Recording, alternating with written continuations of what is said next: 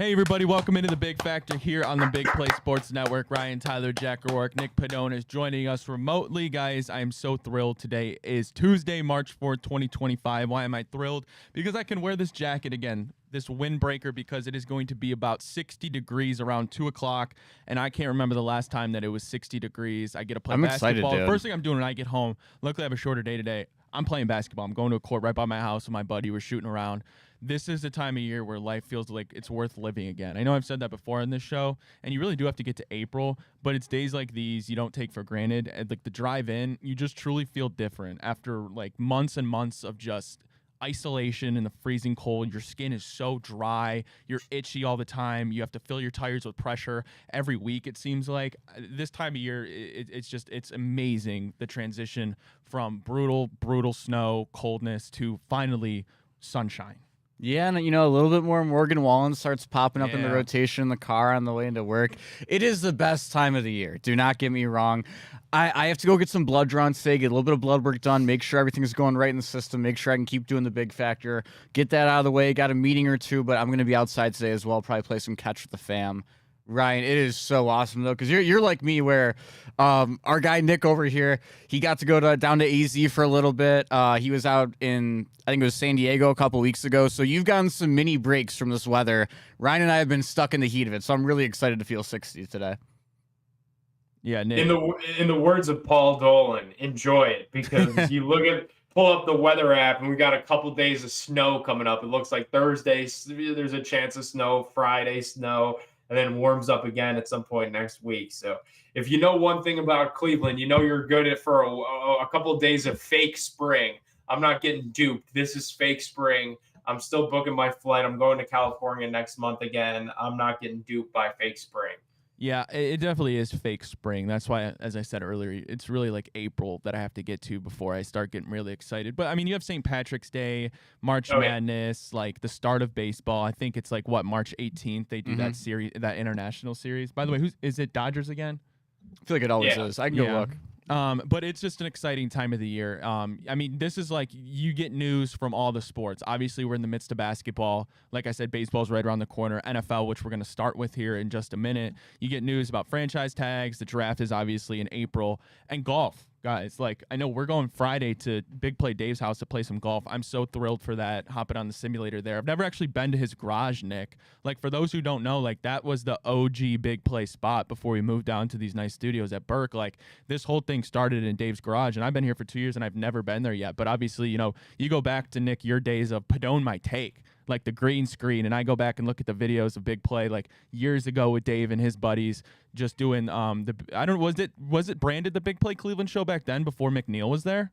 It was Big Play Reflog with McNeil, and then also we did like on Mondays like the Big Play podcast, which was like nationally focused. Yeah, same still though, like green screen. Like it'll be nostalgic for sure. Like the garage was where some of like the OG Big Play ideas were birthed. Like I remember the first time like I saw like Hanford Dixon waddle up the driveway at Dave's garage. Like that's where we like really ideated like the Tipico contract. That's where we came up with Big Play boxing. Like a lot of the coolest things that we've ever done all took place in that garage. So it'll be a fun nostalgic Friday of golf and garage beers, I'm sure. Guys, I'm a little worried. As you guys both know, I just started golfing this past year. I've only probably gotten maybe 7 or 8 full rounds in my whole entire life.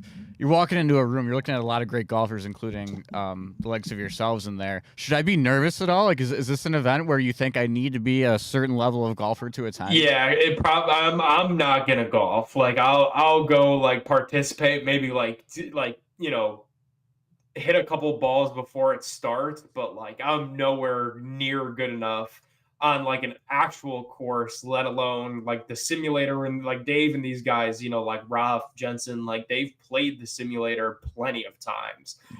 So yeah, what if we ask for a scramble team?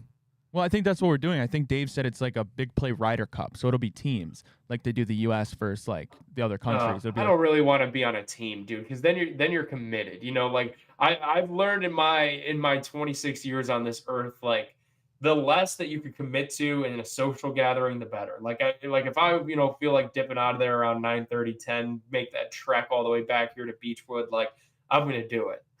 Yeah, fair enough. Well, I'm super excited to go there because I said I've never been, and his garage is It'll like be fun. it looks so cool. Like he's got TVs, obviously a simulator in his garage, all the garage beer tap, the bar. Garage beer bar, yeah. Yeah, that'd be sick to see.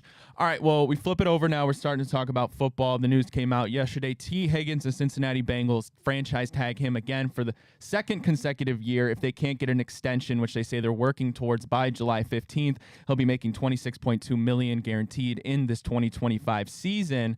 Now, they say they're committed to knocking out the extension, but we heard this last year that they wanted to get him extended. That didn't happen. We'll see if it happens this season, guys.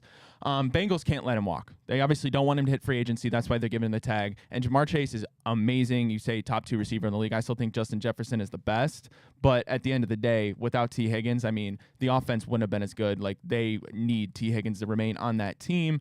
I got a list of people that were franchise tagged twice since 2019, and all of these guys I'm going to name have ended up reaching a long-term deal. So history is on Tee Higgins and the Bengals sides that they'll get it done, but we'll see. Chris Godwin, Cam Robinson, Brandon Scherff, Dak Prescott, Justin Simmons, Leonard Williams, DeMarcus Lawrence. Those guys are all tagged in consecutive years since 2019, and like I said, they all reached a long-term deal. But your guys' thoughts, Cincinnati Bengals giving Tee Higgins a franchise tag 2 years in a row.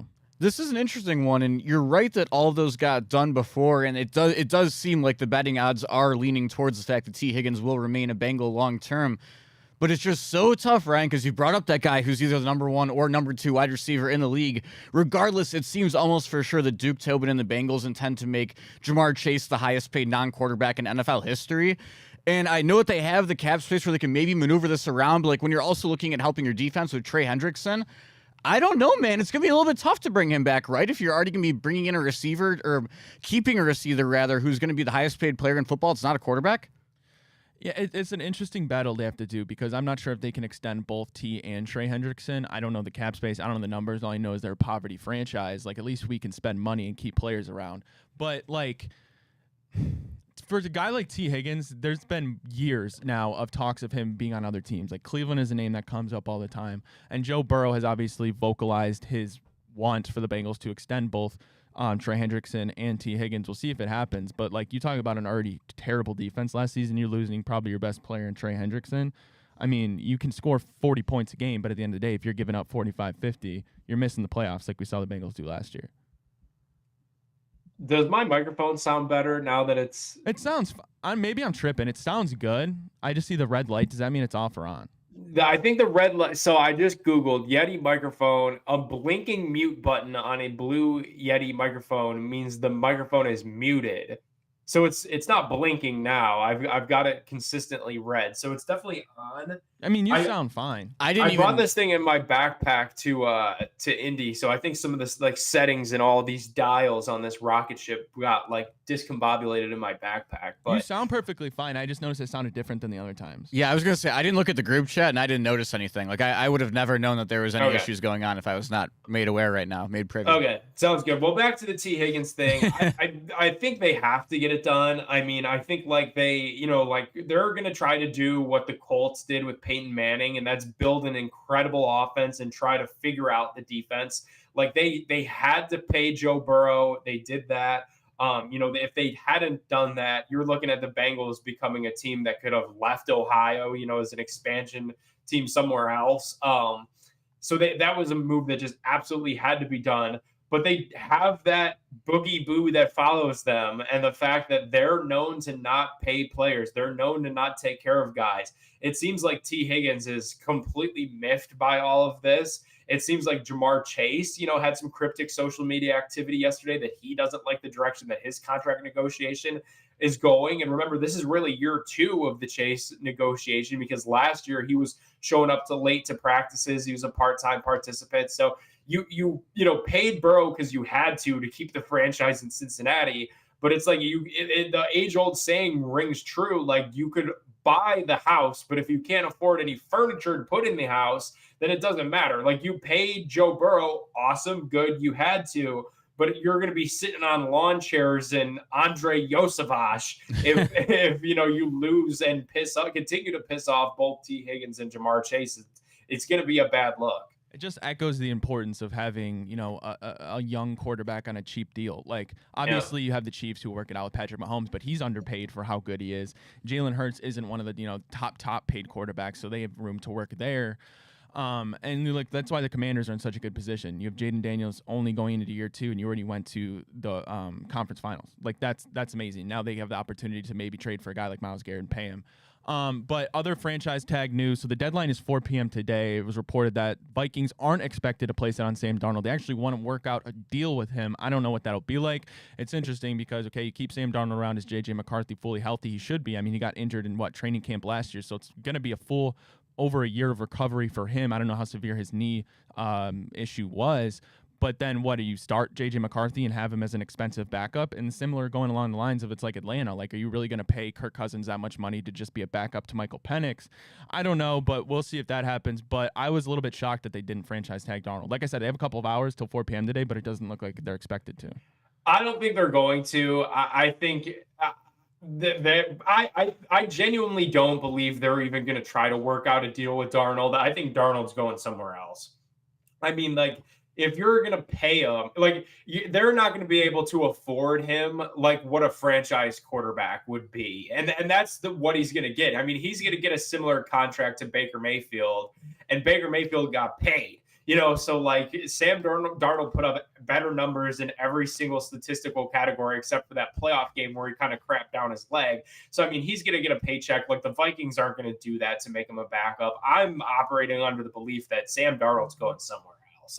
I don't buy into the fact that he's going to remain in Minnesota at all.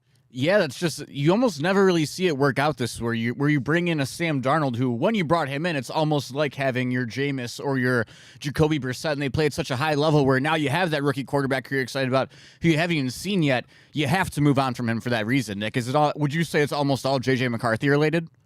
I think it should be. I mean, you spent a first-round pick on him. He redshirted his freshman season, which would be his rookie season because of the injury.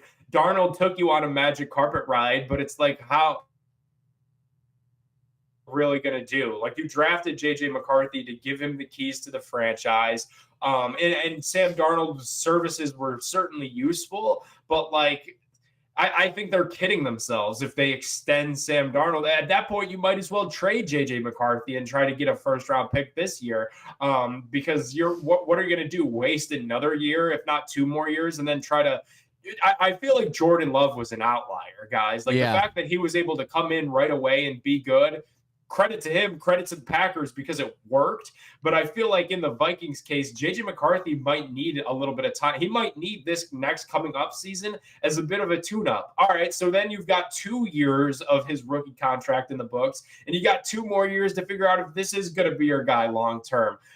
I wouldn't wait if I was Minnesota. I would try to figure out the J.J. McCarthy thing first and foremost. Well, speaking of where quarterbacks are going to end up, Zach Rosenblatt of The Athletic, he released his landing spot predictions for quarterbacks. We can go through this, see if you guys are buying or selling this. We'll start with the Giants. He has Aaron Rodgers flipping from the Jets to New York, and he has the Giants also drafting Jackson Dart.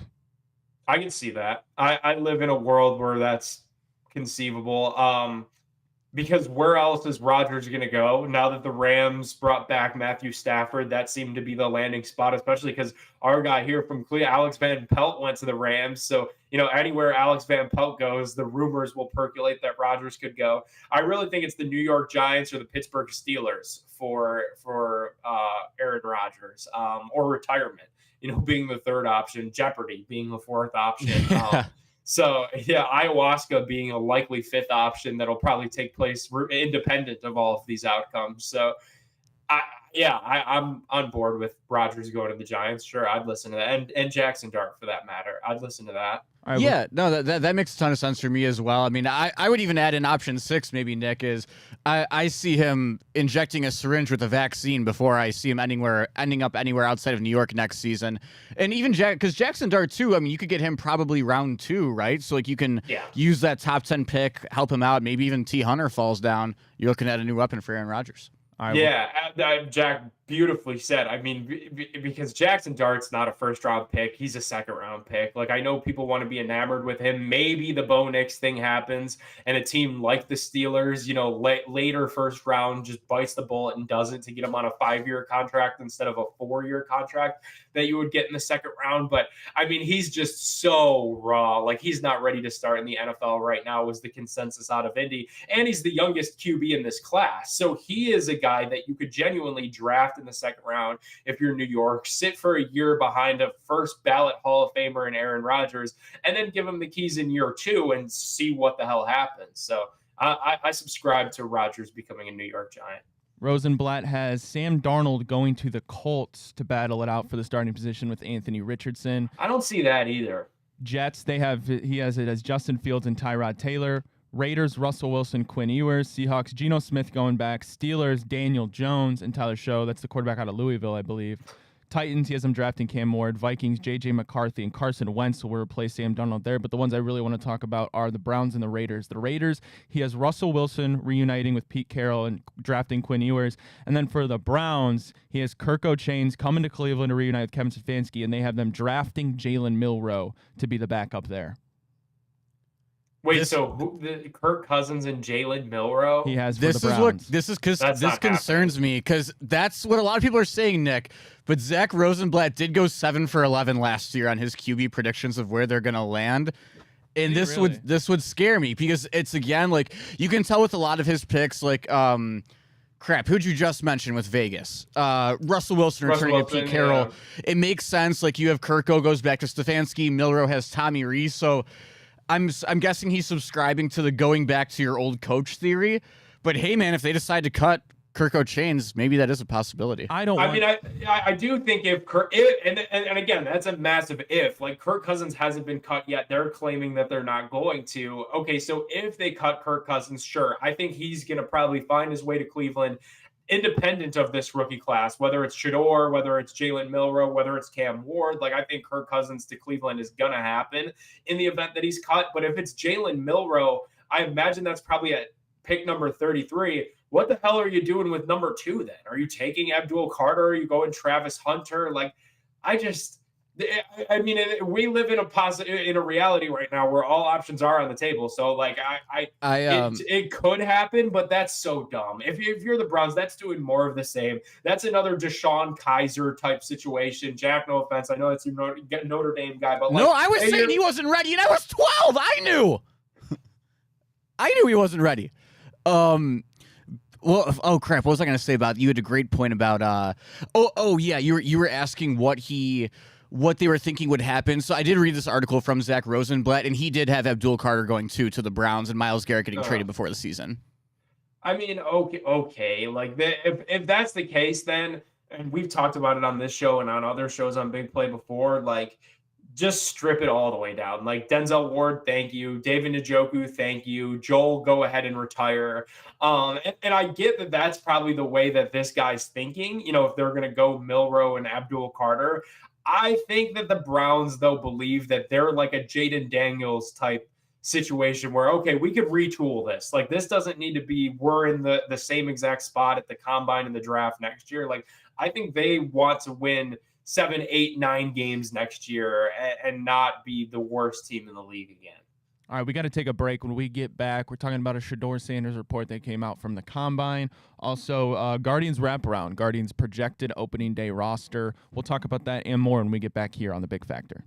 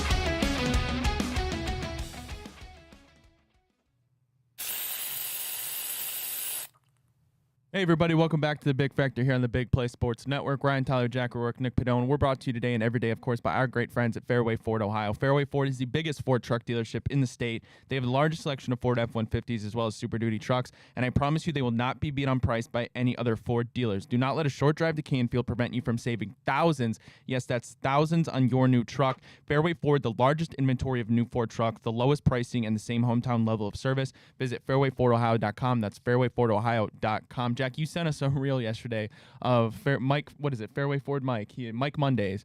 That was the first time I saw really a picture of their lot. That thing is deep. There's some acres out there, man. Holy crap! Yeah, you said acres. I mean, I was amazed by the amount of trucks in the selection that they had when I saw that.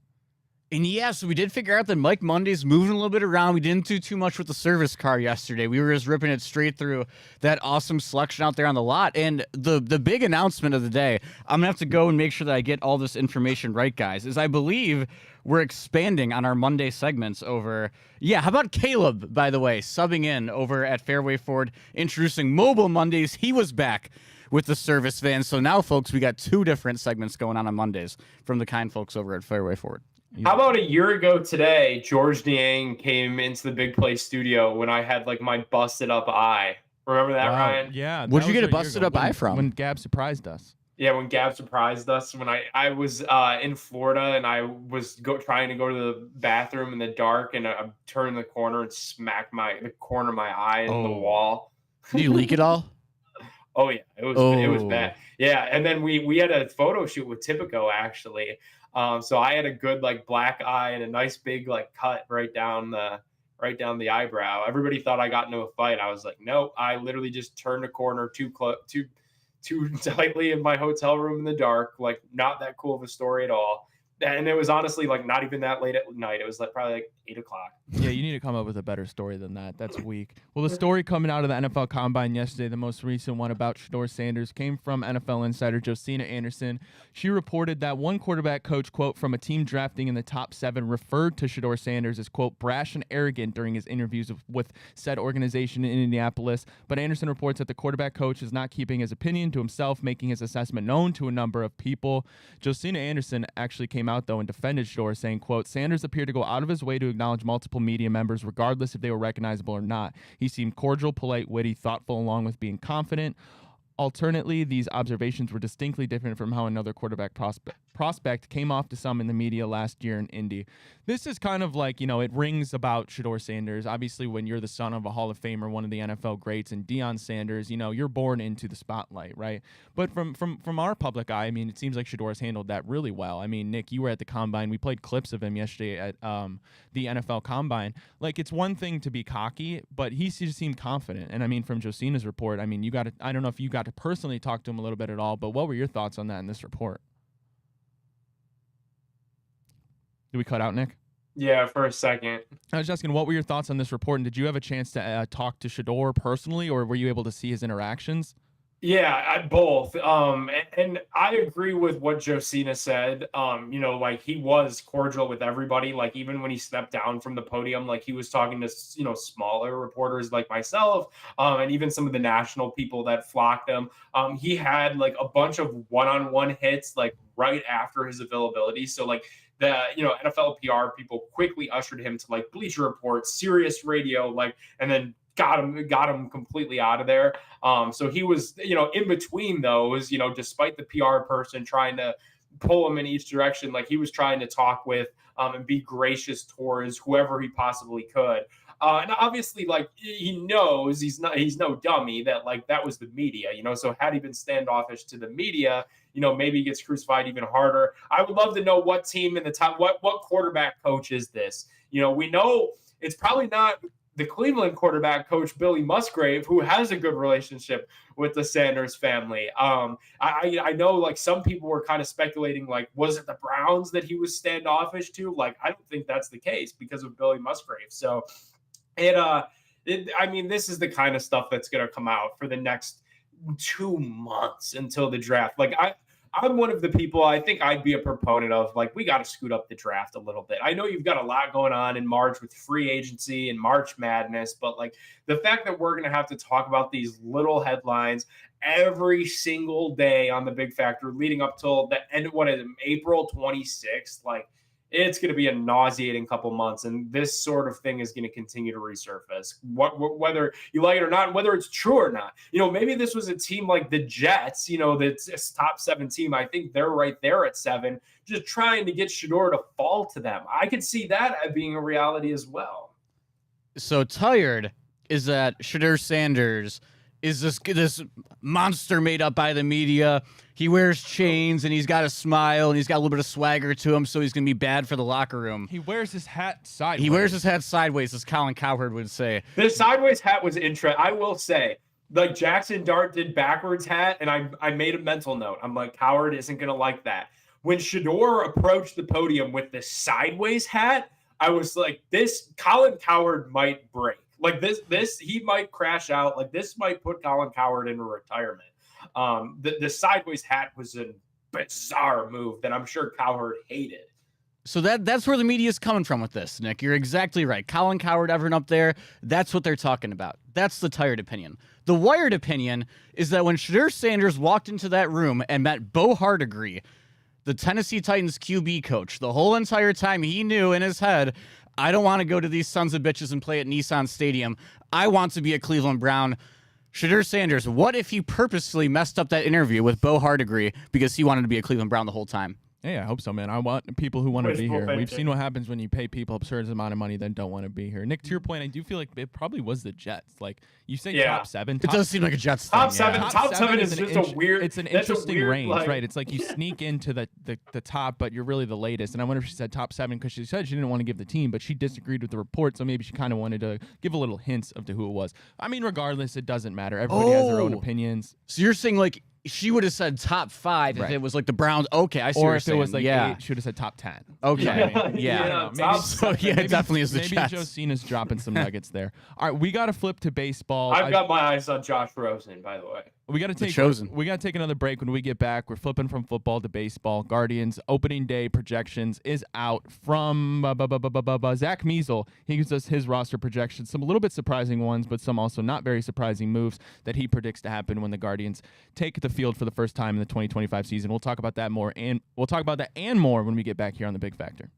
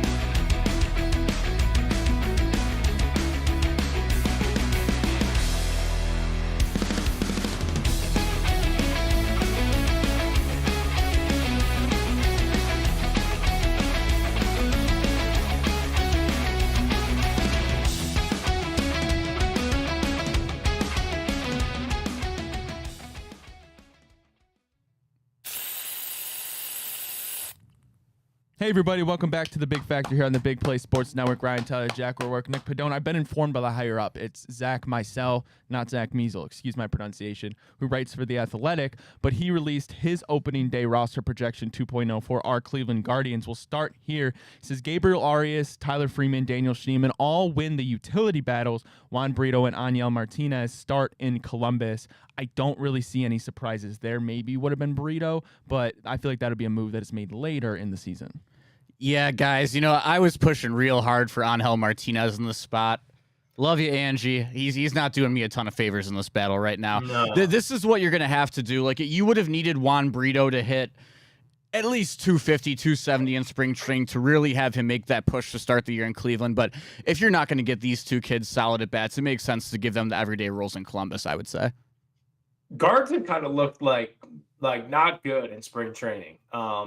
Which, I mean, these games mean nothing, but overall, the sentiment from out there has been low. Yeah, and even like the prospects who are getting big hits for you, like you're talking Jose Burgos has 2 home runs early on in spring training. No one had him penciled in anywhere near the major league roster. Like, it's not even the prospects that you really want to be seeing production from right now, giving you the production. And I guess we can maybe flip it to the outfield, because I think that's where there's some more interesting points. But I guess you almost do have to start with the Arias, Schneemann, and Freemans of the world. That's what we do every single year, right, guys? We give those guys the last chance saloon through April and May. The team teeters a little bit above 500. Then we call up the kids. Flipping it over to the outfield, as you mentioned, Jack, he projects that Stephen Vogt will carry 4 true outfielders. Delauder, Rodriguez, and Valera all will open up in AAA. No surprises there, I don't think, Jack. You're going to have to see Will Brennan. I'm sorry, brother. Yeah, I mean, and no, it totally makes sense. Of the 4 outfielders, Quan, Lane Thomas, Will Brennan, and Jonk that are projected to make the roster, all 4 of those guys deserve to be on the major league roster. But this is where maybe... And I don't know who you would pick out of it. Probably not Arias, because he's the most sure-handed second baseman. But Schneemann, like, I don't really know how many extra left-handed bats on the bench you need. And I'm saying this the day after Schneemann hit a home run, so it's a little bit of a tougher argument to make. I would maybe consider carrying Jonathan Rodriguez just to have an extra outfielder, give you another right-handed bat to bring off the bench. I know he doesn't have the positional versatility that some of these other guys do, but if you have Arias and Freeman who can both play second, short, third, and then give you some bats in the outfield, I wouldn't be too mad about a J-Rod appearance, guys. Yeah, I would not either. But, I mean, I understand the moves. But, all right, Doden, going to the starting rotation, he has it, of course. No surprise here. Tanner Bybee, Luis Ortiz, Gavin Williams, Ben Lively, Tristan McKenzie as the opening day rotation. Of course, you'll have to wait until Bieber comes back, probably midway when we get towards the All-Star break. Logan Thomas, Cantillo, Slade, Nakazi all open up in AAA, Jack. Guys, I'm a little bit worried about the starting rotation. I know I said that you never look at spring training stats. You don't learn anything. People are working out pitches and stuff, whatever. But if you saw Slade Ciccone start, if you saw Tristan McKenzie start, things aren't exactly looking up for the back half of that rotation. And this is another one of those things where it's just a battle with the options. Like, Arias is going to start the year because he has no options left. If you don't start Gabriel Arias in Cleveland, he won't be in Cleveland anymore. That's what's going to have to happen with Tristan McKenzie's going to have to get the first chance just because he's out of options. But would you guys consider moving him to the bullpen, or maybe moving around Lively also because Lively's out of options? I mean, Logan Allen hasn't been incredible in spring, don't get me wrong, but, like, man, I'm not really confident with this starting rotation entering April. I mean, I don't know how I'd feel about moving Tristan McKenzie to the bullpen. If your main issue is command, I don't necessarily think you're going to come out in an inning. I feel like you would need to start and get a groove. Yeah, that'd be gross. I think the thought process is more so just let him go out there and throw whatever he has for one inning, and we're an organization who, if you look at, like, when Carrasco was coming up and struggling through the minors, like, he was a top prospect who never really found his way for 3 or 4 years. For him, it was a bullpen stint in 2013 that changed his career around, moved him back. He started pitching only out of the stretch. He stopped doing the windup. What about Scott Barlow? Didn't he start as a starter, or am I tripping? No, he was always a reliever, and we should have never signed that guy in the first place. No offense to Scott Barlow. Or no, I'm thinking of Hunter Gaddis. Hunter Gaddis, he was the guy who came out of the bullpen, but even like Cal Quantrill was the guy who had to come out of the bullpen first before he figured it out as a starting pitcher. So maybe it's almost like that was always like the Tito last chance resort. If you're ever going to do anything, go try out the bullpen, then come back to be a starter. So maybe you do that with him, but I don't know, because you're really there's almost one open spot in the bullpen. So I wouldn't call that a crazy move, but I want to get your guys' thoughts. Like, is that absolutely insane to you to put McKenzie in the bullpen? I mean, I'm down to try anything, really, with him specifically, just because that's a guy. I said it on Big Play Cleveland yesterday. Like, when he's on, like, we've seen Tristan McKenzie look like a side. Like, if you watch him pitch sometimes, like, you just woke up from a coma, 10 years, you have no idea who Tristan McKenzie is. Sometimes you could watch him pitch and it's like, wow, this guy could be a Cy Young candidate. Other times you wake up and it's like, oh my God, like, this guy belongs in the Lake County Captains, and there's oftentimes very little discrepancy in which version of him you get. And that's not good, if you're a major league pitcher. In whole, when I look at this rotation, and this is like a hot take probably because I haven't seen this mentioned very much, I think that Ortiz trade is going to be like an X factor. The guards are going to be good. Like, if you could get him to lock in every third day behind, I imagine, Bybee and Williams, and him be that solid third guy. That's what we thought McKenzie was going to be last year. I feel a lot better about this team. They need him to be good. I think he's like a sneaky guy that, like, a lot of this season rides on him. Yeah. It feels weird to say, but it's kind of the truth. There's a lot of variance in this starting rotation, I feel like, because Tanner Bybee, I feel like a lot of people lost a little bit of faith in him being a true number one. Not to say he's not great by any means. Like, he would be a phenomenal number two. When Shane Bieber comes back, I mean, I want to expect and believe that he's going to be the Shane Bieber of old. I mean, you saw the first two starts of last season. He was money. Looked like he would be on his way to at least contending for another Cy Young award. But, I mean, you never know what happens there. I mean, Garrett Cole came back halfway last year and looked great. You saw what he's able to do with the Yankees. And then Gavin Williams, which we'll talk about in a second, right? Like, he was supposed to be great, and he could still be great, face injuries in his career. We'll see what happens there. And then Luis Ortiz, a guy who's going to become expected to be a starter for, I believe, this would be the first full year of him being a starter. Can I give a Luis Ortiz hot take as well? Because Nick, I think you nailed that on the head, and no one really has been talking about that, but there's a very good chance that that was a big trade. Like, his outcome, starting pitch, the outcome of what he does, and he was really what ended up being was that Andres or was that Naylor? It was I Andres, forget. I mean, yeah, and there's a reason when you do. Even if the bat isn't figured out, like, you gave up a big piece to get him in a way. And he's just such an interesting arm because, like, he was so dominant out of the pen, got moved into a starter role because of Bailey Falter. He has incredible breaking stuff. So, like, he's the kind of guy who also, let me throw this at you, Nick. The way I look at him when I think of him is it's young starting pitcher, has incredible off-speed stuff, throws the ball harder than a lot of starting pitchers, hasn't totally figured it out one way or another. Got traded for a big piece who was an all-star who wasn't totally what we thought he was going to be. Reminds me an awful lot of a guy named Emmanuel Clase, who we traded for in 2020, a guy that was a starting pitcher who couldn't quite figure it out, had the great, like, elite stuff when he could do it in stretches. For him, it ended up being on the bullpen, but hey, there's guys who that translates into being a starter. Luis Ortiz very well could be that, but I wouldn't be shocked if there's a world where he does get moved to the bullpen at some point in time, his starting doesn't work out, and he becomes a legit pen threat. But Nick, it would be awesome if he could lock down a spot every 5 days. I mean, if that, that is quite the hot take, but I see the comparison for sure to Clase. I just think, like, if the Guardians want to replicate, that's what, like, I feel like everybody asks, like, like, this time of year, like, how are they going to be? Like, are they going to do what they did last year? And my answer to that is, I think there's going to be a little bit of natural regression.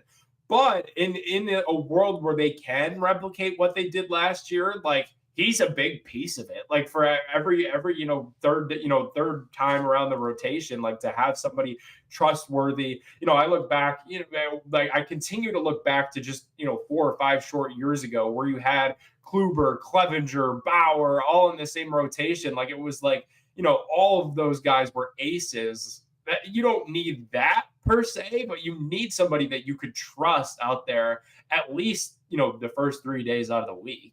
And it's so funny too with baseball, because if you look at, I would argue, you guys, Guardians starter last season who from open to close, April to September, made the most consistent impact every single time he went on the mound, I would sit here and tell you it was Ben Lively, and if we had this show at this time last year and we were sitting here in the middle of March or the start of March talking about how we're banking on Ben Lively to be our most consistent starting pitcher this year, none of us would have bought the ballpark pass last year because we would have thought that we were going to win 70 games. But that's just the way the sport works, is you never know which guy it's going to be out of these 6 or 7 who are competing. But Nick, you're totally right. Outside of number 28, someone is going to have to step up for 6 months and be a legit starting pitcher.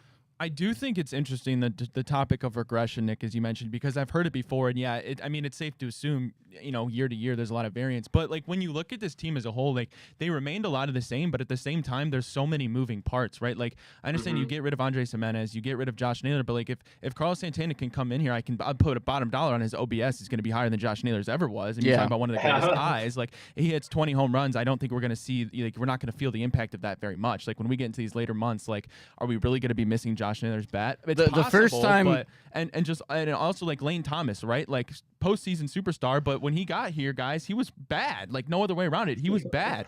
Stephen Kwan in stretches was bad, right? As good of a season he had, he was bad, right? So it's like there is going to be regression, but at the same time, there's so many moving parts where it's like that might not be as big of a factor, no pun intended, as we think it is. Yeah, well, I mean, regression, honestly, the biggest place it scares me, and this is so obvious that I'm going to sit here and act like I'm a genius. Hey, guess what? Clase, Cade Smith, Tim Herron and Hunter Gaddis probably aren't going to have all less than sub-2 ERAs again this season. So that's a little bit where the bullpen regression scare me a bit, because the bullpen's also what it is in baseball. It's almost like bench guys in basketball, from the little I know and I'm learning about basketball right now, where it's like you kind of find your guys in stretches to go out there, be your 3-and-D guys for a year or two, and they move through, they rotate. Like, you don't see bench guys stick around somewhere for like Lou Will or Jamal Crawford for 10 years all the time, you know? So the bullpen is where I'm a little bit worried entering this year. All right, we got to take one more break. When we get back, we probably won't have time to get into Katy Perry and the Oscars recap, but that's fine. We yap. That's why we have a show. Casey Anthony, I do want to talk about this back in the public eye after she posted a TikTok. We'll talk about that and more when we get back here on The Big Factor.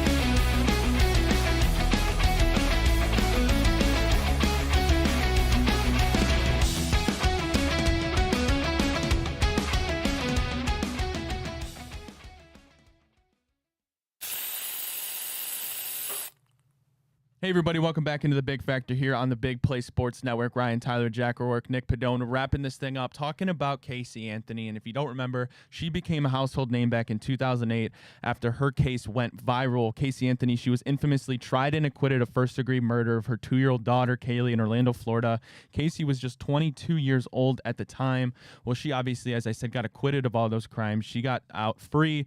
Well, she kind of disappeared for a while. I believe she was working for one of her private investigators in some type of capacity.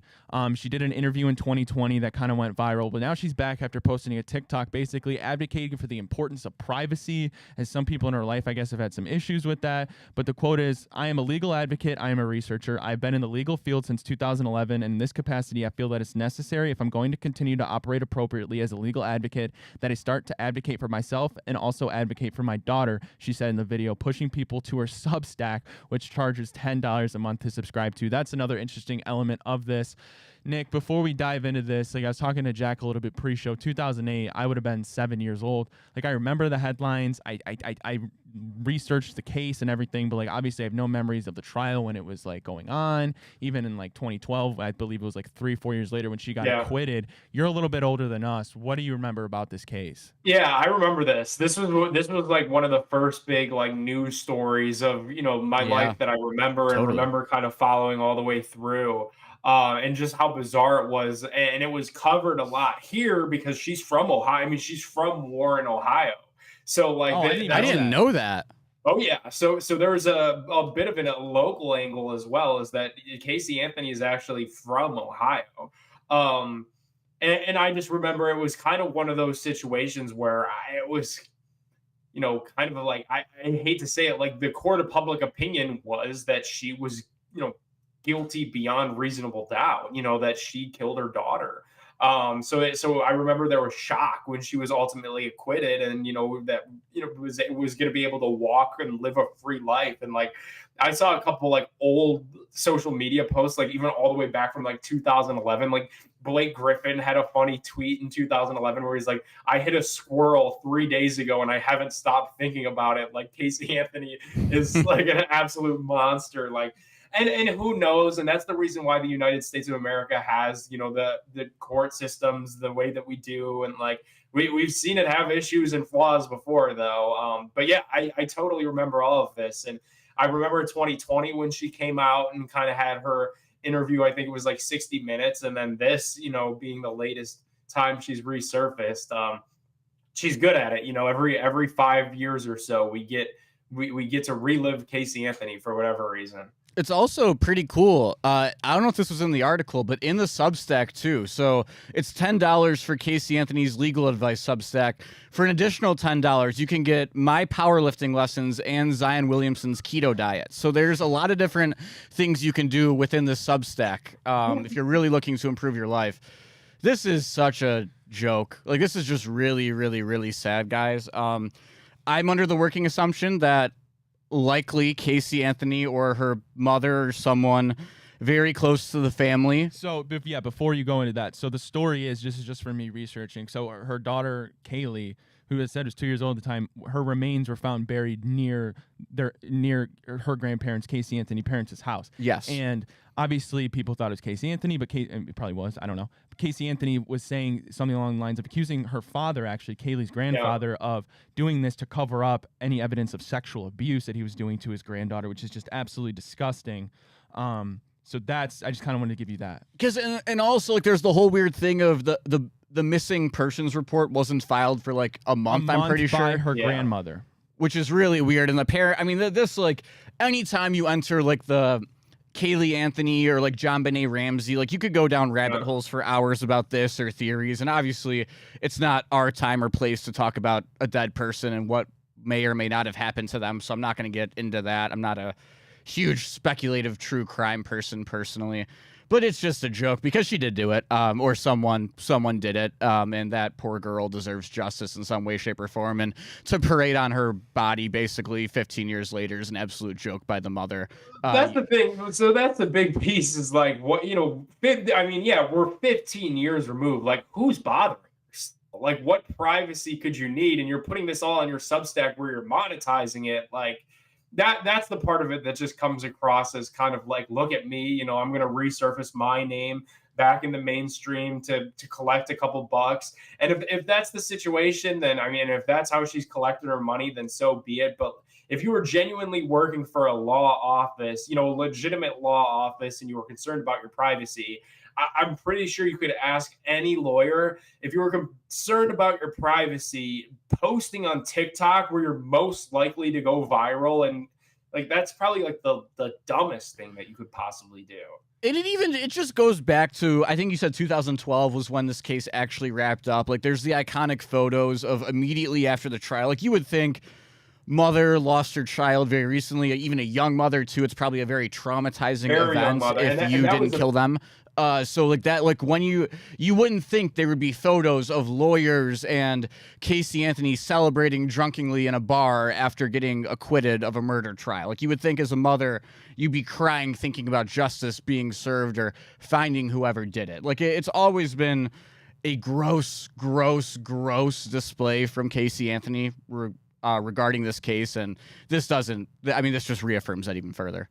And at the time, I remember like her age was again, no pun intended. Her age was a big factor in the coverage. like that, the age continued to come up. You know, every time she was discussed, the fact that she was 22 surfaced, and you know, people had their opinions about that one way or another. Like, especially at that time, like I was, you know, in grade school, you know, at a Catholic grade school, you know, so the fact that she had the kid kind of outside of wedlock at such an early age, like, you know, the way that it was being discussed, you know, like, yeah, that was fifth grade. Nick Padone was appalled when this happened. Yeah, probably. I mean, it's disgusting either way. Fifth grade Nick Padone, I was trying to go to the league, man. I had bigger ambitions. You had hoop dreams. You weren't even worried about this. Yeah, that was Jelly Fam days. I mean, it's just disgusting to think. Either way, it was either the mother or the grandfather murdering a 2-year-old like a 2-year-old little girl. Yeah, I mean, it's disgusting. I mean, and they tried to rope like a non-existent nanny into it, if I recall. Like, it's just a crazy story, and it's very, very, very sad ultimately at the end of the day. All right, we got to head out of here. Before we do that, breaking news: Kyrie Irving is out for the season. Torn ACL. So the Mavericks are in deep duty, to say the least. They're sitting out right outside trade for the play-in. Yeah, right. Yeah, I mean, looking at it now, it looks like an awful trade. Nico Harrison is scrambling what to do. Your guys' thoughts on that, Nick? I mean, you're a big Kyrie. Not much. You talk, what is there to do? Nothing. I mean, your season's over. Dust off that resume, hop on Indeed. Like, Yeah, that's horrible news. I feel so bad for the one patient in the Dallas-Fort Worth hospital who's been in a coma for about a month and a half, who literally just woke up right now. So pressing news, first thing you tell him, Kyrie's out for the year. That's got to be just like a knife through the heart as soon as you get out of this coma. But then you're like, you know what? We just went to the finals. We got Luka. We're all good. Like, we're going to be fine. They'll figure it out. Oh, wait, we didn't tell you yet. We traded Luka to the Lakers for Anthony Davis, who's already hurt. Yeah. And that person might just yank that cord out of the wall and go right back where they were. All right, we got to head out of here. Appreciate everyone tuning in. Huge thank you to Garage Beer. Huge thank you to Fairway Ford. We'll be back tomorrow on Wednesday, same people, same time. Until then, enjoy the rest of your Tuesday, and we're out of here. Peace.